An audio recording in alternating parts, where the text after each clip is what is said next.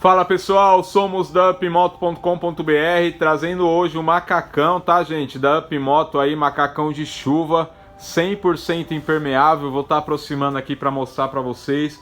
O macacão totalmente selado, ó. Resistente, tá gente? Não rasga.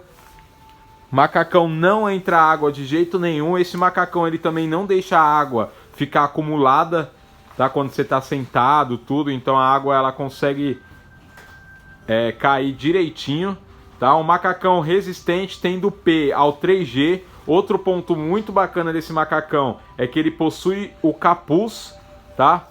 Ó, vou mostrar, isso. Tem os ajustes aí, ó, do capuz. Você consegue estar colocando o capuz tranquilamente, muito legal mesmo, tá? E macacão é bom porque é uma peça só, né? Então ele é mais prático, fácil de colocar, ó, a parte de trás.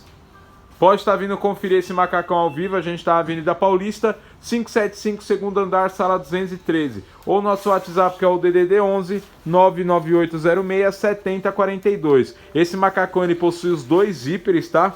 Então o primeiro zíper fecha e o segundo sela ele também, tá? Então não tem nem um pingo de chance de entrar água, tá bom? Vou repetir o nosso WhatsApp, é o DDD 11 99806 7042. Esse é o macacão de chuva da Upmoto. Pode estar vindo conferir.